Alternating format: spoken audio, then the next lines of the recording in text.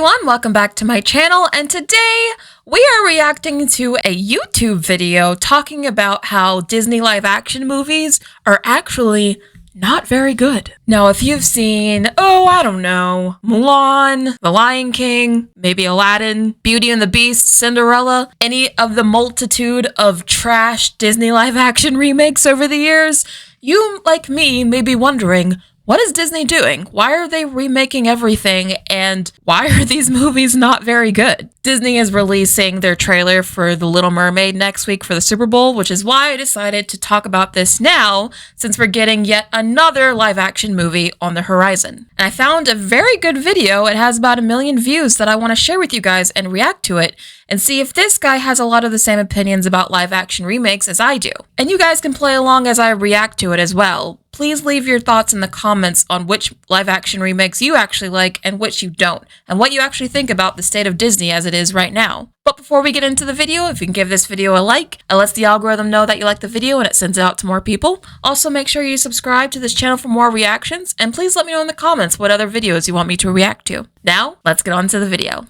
Up next.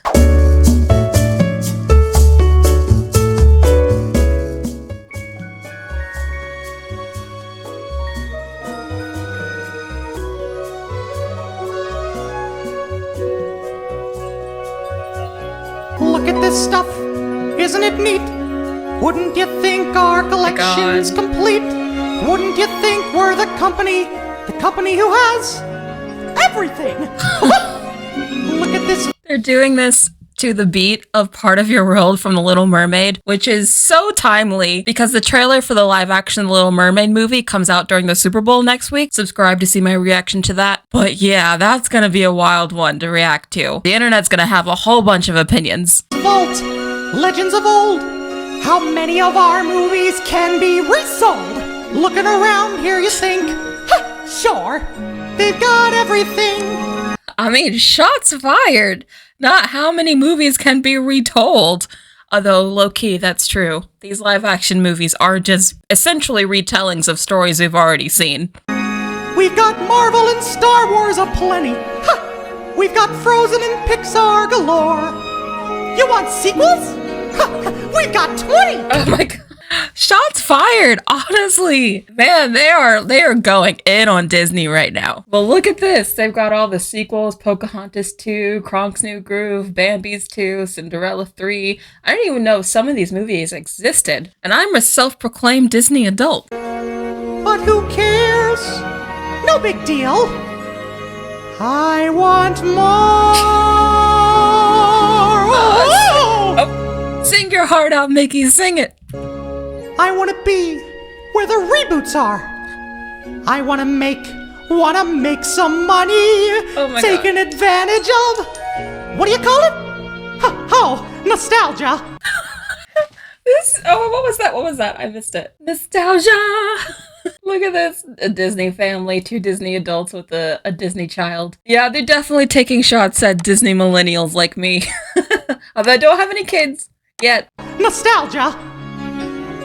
Original ideas you don't get to. Hey, Atlantis. That's honestly one of the most underrated Disney movies in my opinion. Far creativity is required for an imagination. Why make things that are, what's that word again? New. This can't be stopped. Our will shall be done. It's way too late. We've already won. What does that say? Disney buys Fox. Oh, this must have been after Disney just bought Fox. But yeah, Disney owns everything. Literally any major property you can think of, Disney owns it.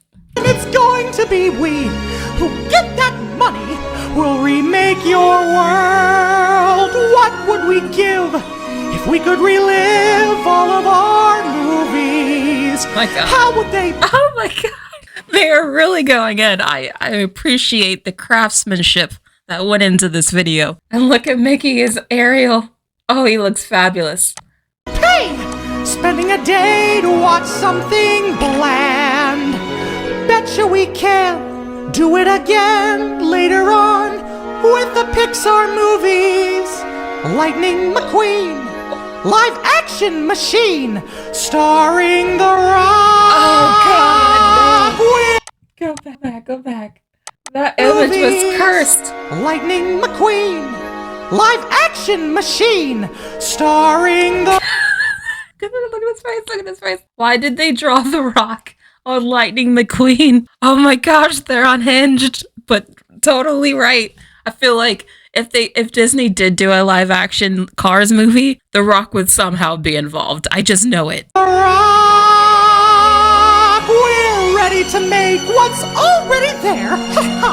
It might be sacred, classic tradition. To be honest, I guess we don't. What's the word? Care. I knew they were going for the word care there. They are going in on Disney, man. This is really well done, though. Time has arrived. We're second to none. Our company truly will be #1. Our legacy. I'm living for this, by the way. Get that money. We'll remake your world. Is this what Disney has become? Just remaking everything we already love for nostalgia?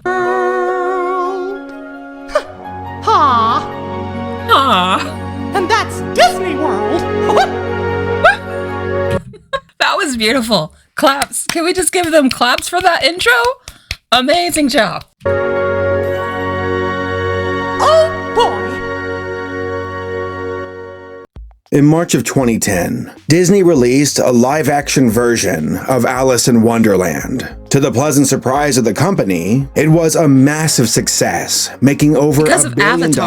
This film would officially be the first of a new trend for the studio. Disney knows that they found gold with these films and realize how well they fit in with their annual movie schedule. I mean, to be fair, I think Disney does have a very sound business strategy. Don't fix what isn't broken. You know, that's the phrase they always throw around. So I guess it makes sense to remake things that were already successful, but I think that's a very short-sighted success. Eventually, they're going to run out of things to remake, and then what? What are they going to do? Make something original again? No one seems to want to watch original Disney movies anymore. So they're in a bit of a conundrum. Part of this tactic is reprising past movies from their animation archive. But are we reaching a point where there are too many remakes? And is the studio doing justice for these past properties? No. Or are they just cashing in on nostalgia? Yes, Disney knows yes. that they Winner. have a sentimental audience who has a soft spot for their childhood.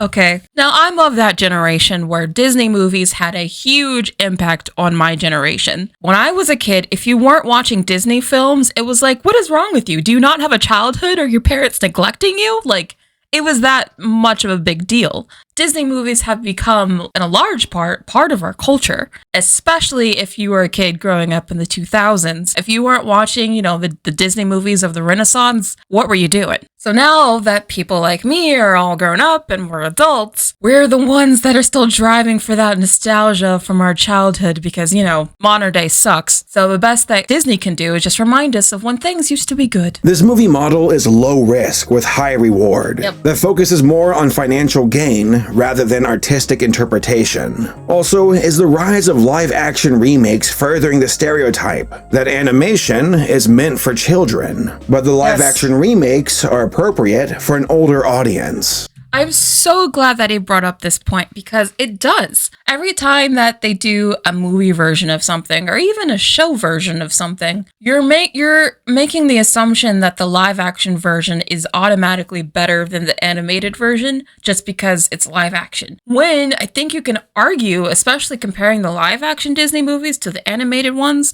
that just because they made it live action doesn't mean the movie is better.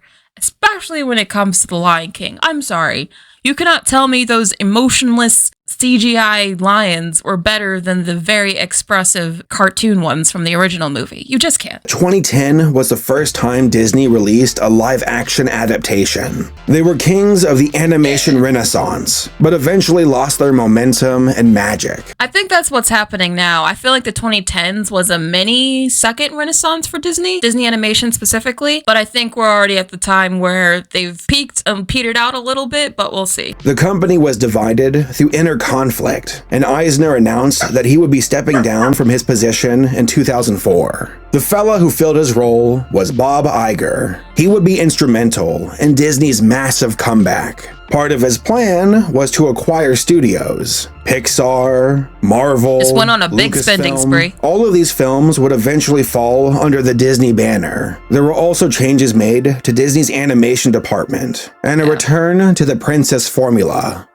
Which they have gotten away from, funnily enough. I feel like they kept trying to circumvent and reinvent the Disney princess wheel, that now, when they make Disney princess movies, they don't really feel like classic Disney princess movies. Like, I feel like, for example, they recently came out with a movie called Raya and the Last Dragon. That's technically a Disney princess movie, but it doesn't feel like one. So I think that Disney keeps going further and further away from what people classically liked about Disney princess movies and just Disney movies in general, and I would really like them to stop trying to deconstruct the genre, if you know what I mean. All of these studios were essential in Disney's movie schedule. From Star Wars to the Avengers, Disney was seeing a massive increase at the box office as these movies became pillars for the company. There's actually a term for this, and it's called a tentpole film strategy. One of the pillars, though, getting into film business. Disney only does major blockbusters and tentpoles now. Disney doesn't really make original films, and it doesn't really make small or even mid-sized films anymore. It only makes major blockbusters. Another person who joined the fray was Alan Horn, the president of production for the films. It was his job to oversee the movie pipeline and to make sure that Disney was firing on all cylinders. Both Sean and Alan mined the Disney library for characters and stories to find things that are nostalgic and would resonate with their audience. Look at these. Look at how many movies they've got. Disney has so many classics. Like, they have a lot of movies that they can choose from to reboot or redo or whatever, but I wish they would go back to making original classics instead of just redoing their old ones. Sean actually mentioned in an interview that they were trying to mimic Marvel's success, that they could do the same with Disney characters, to use high-profile talent and technology to connect with their audiences using old Disney characters. Yes, you could totally tell that how they're approaching live-action Disney movies is how they approached Marvel. Like, Disney is trying to Marvelize all their other properties, and I don't think that's gonna work with everything. Like, the way they have their own Belle movie, their own Cinderella movie, their own Mulan movie. It's like, you know, the phase 1 of the MCU, where you just had a solo Iron Man movie, a solo Thor movie, a solo Captain America movie, and it's like Disney's all planning for the Disney Princess Avengers or something, which they kind of did in their Wreck-It Ralph movie, the second one. Like, I feel like I'm just waiting for them to turn that into live action, because I feel like that's what all these live action Disney princess movies are really building to. This also became a way for Disney to do brand deposits. A company's brand works like a bank account. When the company does good things, it makes deposits in the brand bank. When a company experiences setbacks, it's making a withdrawal. When there's a healthy balance in the brand bank, customers are more willing to ride out the tough times. This is what I meant earlier when I said that these live action movies are only giving Disney short-term success. Because, yeah, you might be getting a lot of money for doing the live action The Lion King, but in the long term, what damage are you doing to your brand when you make a movie that a lot of people critically didn't like? Yeah, you might make some money in the short term, but in the long term, you're creating a deficit in this bank, this brand bank that he's talking about, where you're building up a reputation of not having good movies. That's going to hurt you in the long run. Something else worth mentioning is how Sean and his team dig through old Disney archives. They look for concept art. They look for deleted scenes. They look for anything that can expand the original story so they can get new ideas. See, it's interesting here that they're already talking about how these writers are digging towards the past to try to find something new instead of just creating something new from the beginning. This just shows you that Disney has a problem from their development process up. The last thing worth mentioning is nostalgia. Disney knows that the kids who grew up with these classics are adults now. Adults with money, and that they are an ideal audience to aim for. But if they can provide remakes and reboots that appeal to the nostalgia of these now grown-up kids, then sweet. They just made that much more money. have to say, I do think Disney adults are probably driving more engagement and money for Disney than kids these days. Because Disney adults will buy their stuff for the kids and buy the stuff for them. They're the ones that are making their kids into future Disney adults. So this older generation that were kids during the Disney Renaissance that are adults now are probably a really lucrative segment of the audience that Disney wants to cater to nowadays. And I feel partially guilty for that because, again, I buy Disney stuff. I see Disney movies, so I guess they're making this stuff for me. Before getting to my main point, I want to do a rundown of all the Disney remakes so far. The first movie on our list, and the one that launched this remake trend, is Alice in Wonderland. I don't think anybody expected this film to do as well as it did. It's because of Avatar. And that goes for Disney too. They probably had high hopes, but never imagined that this movie would break $1 billion at the box office. A big part of the movie's success, and this is going to sound kind of weird, but it's due to James Cameron's Avatar in 2009. He got it, okay. Because I remember living through this. I remember the hype around this movie was because of the 3D specifically, not because people just really wanted to see Alice in Wonderland. Avatar was massive, and is the highest grossing film of all time. Part of its success was the implementation of 3D graphics. Audiences loved this stuff and couldn't get enough of it. They still do. A few months after Avatar was Alice in Wonderland. I suspect that the explosive trend of 3D movies from Avatar served as a springboard for Disney, as Alice was the first major 3D release to follow its success. Fantastic. I'm glad he just made this point for me. But yeah, you could draw a direct line between Avatar to Alice in Wonderland's success. It's absolutely Alice. You're absolutely Alice. I'd know you anywhere. I'd know him anywhere.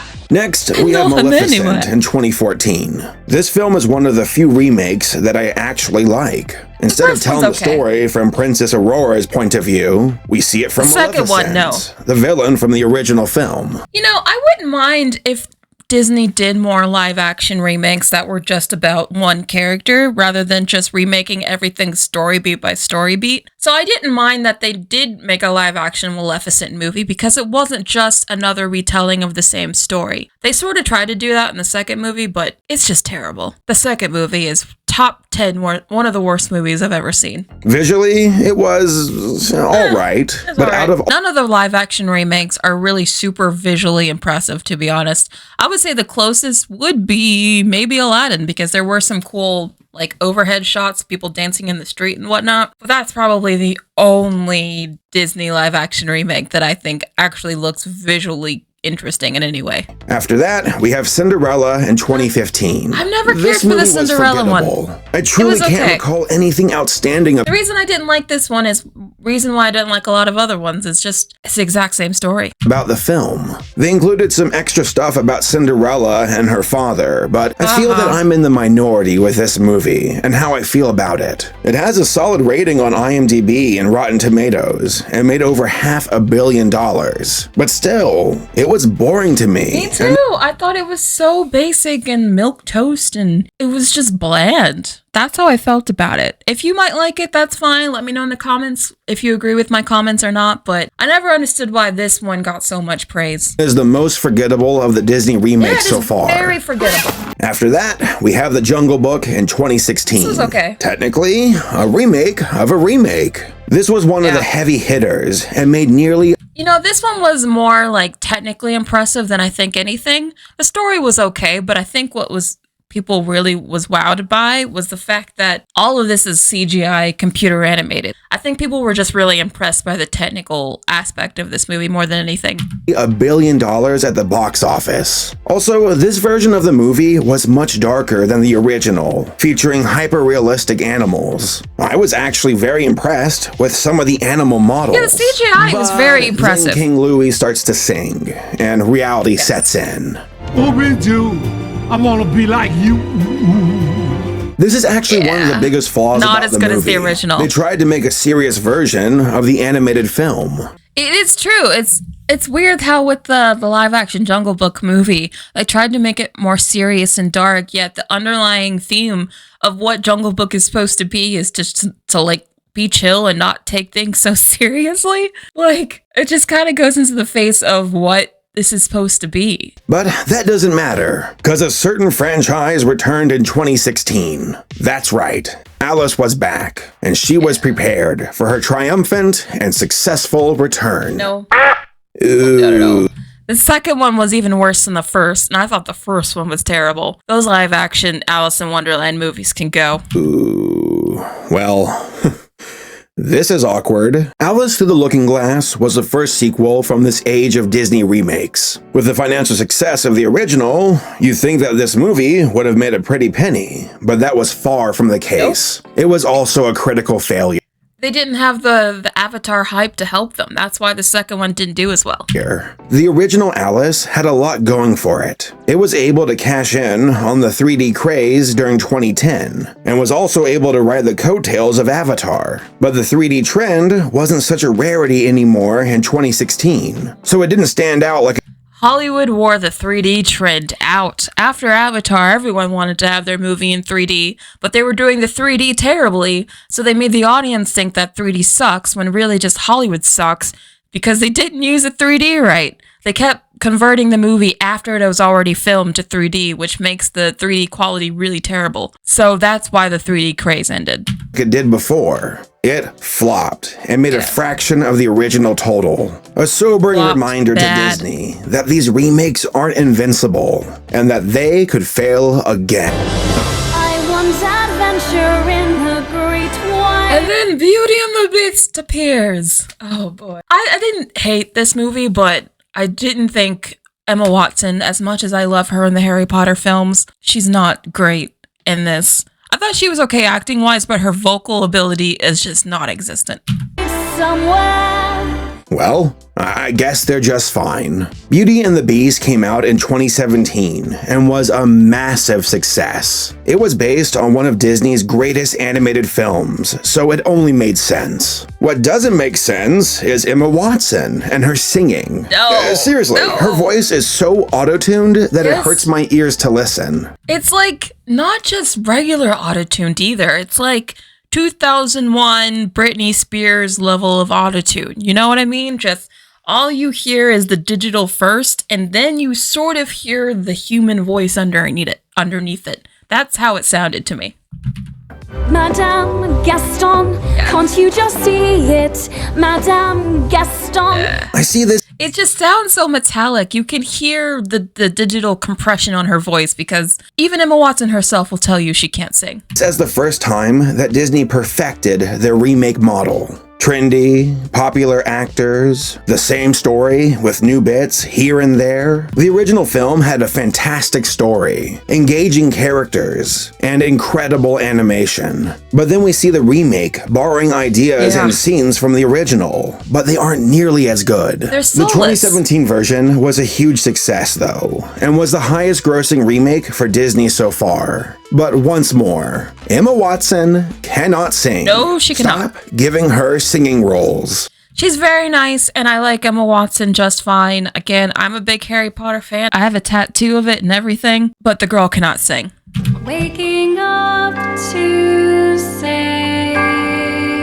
And Was that note even her singing, or was that a computer singing? Because that's what it sounded like. finally, we have Christopher Robin. This is a pseudo remake that doesn't really fall into the main category. I actually but like this it's close movie. enough. I saw it. It's listed cute. on the Wikipedia. It It's starts pretty off with good, Christopher actually. Robin saying farewell to This one is sweet. I actually like this one because, again, it's not just telling a beat-by-beat retelling of a story we already know. And I actually feel like they tried to... You could tell that the people who made this movie actually like Winnie the Pooh, or at least respect it, as it doesn't just feel like another soulish cash grab.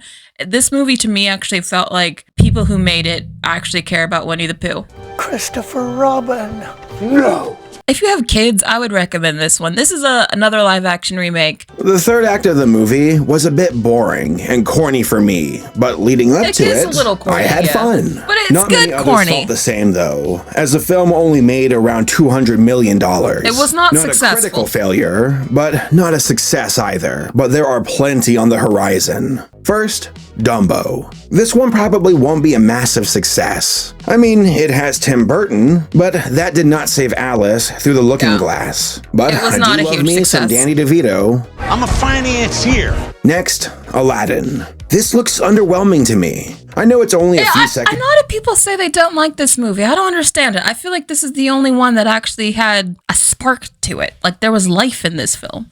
Most live action remakes feel very bland and lifeless to me. Of footage, but I already dislike the Cave of Wonders here. The animated one looks so much better. Visually, yeah, I can't compare. That's true. But then there's just certain things you can do in animation that are better than live action. That goes to the whole thing again where whenever something becomes a live action version, it's assumed to be better just because it's live action. But there's certain things you can do in animation that you just can't do in live action, or at least to the extent. Like, some of the animated gags and visuals that you see in the animated Aladdin are so much better than some of the ones that you see in the live action version, just because the medium itself lends itself to being more creative and interesting, that you have to spend a lot of money and a lot of time to even try to emulate in live action. And then the big one, The Lion King. First of all, you can't even really call it a live-action remake, It's not. since It's nothing in this CGI. film is real. They kept trying to say it was live action Lion King, but I'm like, no, it's not live action at all, actually. It's just a really good animated film. And when I say really good, I mean technically really good. all computer animated, so it's more of a hyper-realistic remake, if anything. It's a hyper-realistic cartoon. It's not live action. Next, you have the brand new voice The cast. cast was excellent, though. This movie is going to be massive. The original was. Lion King itself was a phenomenon and almost broke $1 billion back in 1994. That's insane. So The original Lion King was massive. I mean, it's still considered a classic. So it makes, again, I'm not faulting Disney for wanting to make money. They're a company. I just wish they would do something more creative and clever, or create the next Lion King from scratch. along with these main movies are a few other remakes that have been confirmed. There's Lady and the Tramp, Mulan. Oh God, Mulan. It's times like these where I still wish that I had a YouTube channel back when this came out, because I thought Mulan was god-awful. Like, absolutely terrible. Maleficent 2, and Lilo and Stitch. There's also going to be a live-action Kim Possible TV movie, so Is that still happening? that's a thing. I didn't know. There's nothing sacred.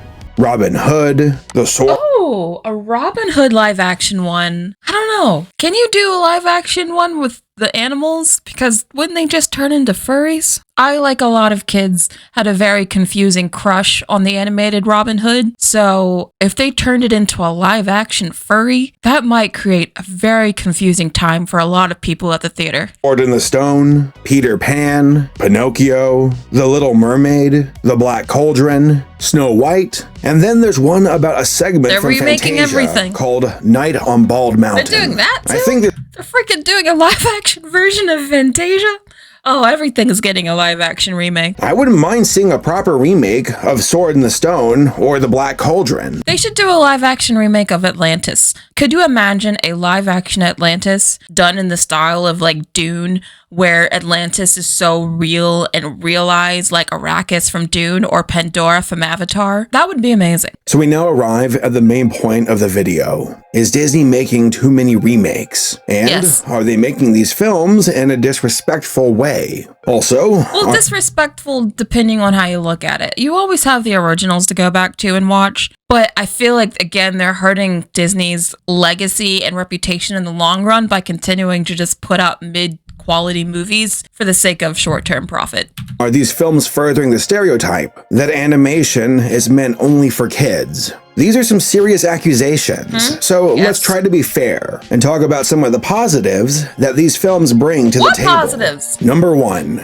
they reintroduce old properties to a new generation of viewers. Some I feel like my mom was the one that introduced me to all the old Disney movies, and I know when I was a kid, my peers, it was the same, like their parents are the ones that introduced them. I wonder if parents now aren't really introducing their kids to the older Disney movies. Is that still a thing, or are they still passing them down, or are you guys just letting them watch the live action versions? I'm really curious. Let me know in the comments. There's also the chance that this may lead the viewers to go back and check out the originals. Number two, adding more to the original stories. Like I said before, Disney is taking this chance to include more stuff to these remakes, whether it be a new character or plot the background points. information I actually has been enjoyed interesting. seeing things from Maleficent's point of view.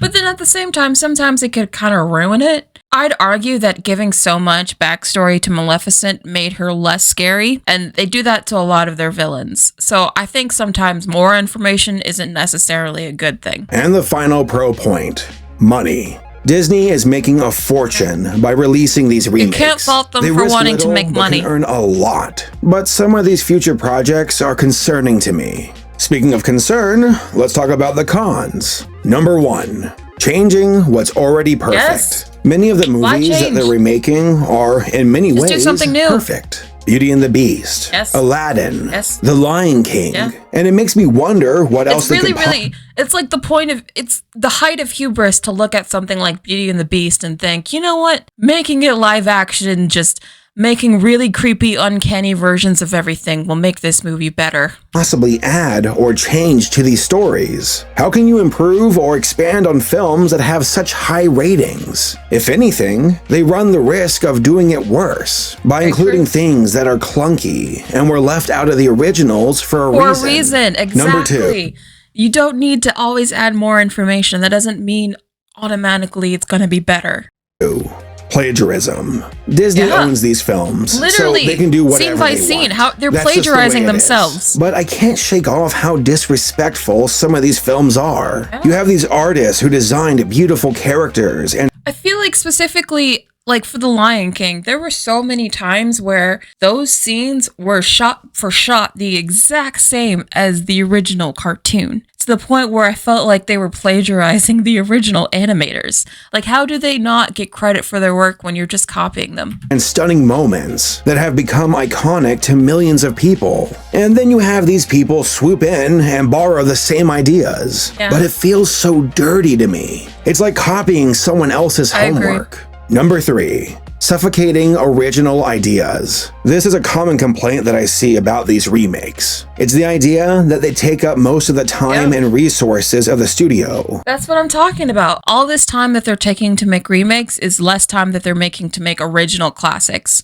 So they've got themselves in this loop where the more they remake, the less time they have to make original stuff, which means that eventually when they run out of stuff to remake, there will be no original stuff to remake anymore because it's all just remakes.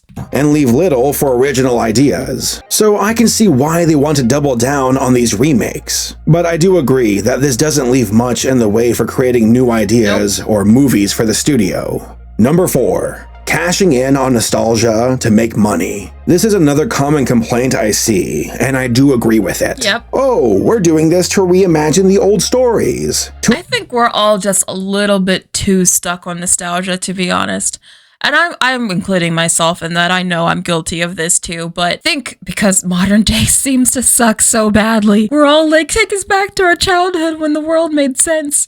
And we're like relying on movies and shows to remind us of a better time. And I think that's very sad that it works so well because that means so many people wish that we could just go back. And that's really tragic. Listen, I get it. You're a company. You want to make money and keep the stockholders happy. Just don't tell me you're doing this for artistic reasons alone, because you're not. I think that's the key detail right here. I think Disney is building a new reputation that they're just money hungry, soulless corporate machines that are only producing product that emulate that.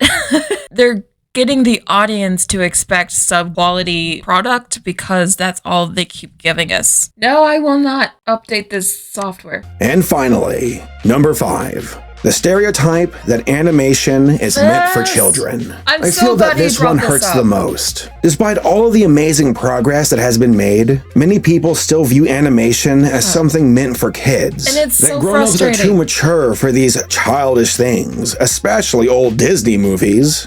I'm so glad he brought this up because it's very, very true. The whole idea behind even doing a live action remake is that if we do it in live action, then it's automatically better, right? And I think, again, we've just seen time and time again, that's not true. Now, I'm not saying that everybody who watches these films feel this way. Again, I like some of the remakes, but when the Lion King trailer came out, I saw quite a few comments about the original being meant for kids. And that sucks. It really, really sucks. Do those people think that the live action Lion King is more adult than the original when it's the exact same thing as the original? It's not even a live action Lion King. It's just a photorealistic cartoon. This whole idea that animation is just for kids is a decidedly Western thing. Like, the East doesn't think this. Japan doesn't think this. This is a decidedly Western idea that animation is just for kids. I don't know what it will take to encourage more people that animation isn't exclusively for kids, but these remakes aren't helping.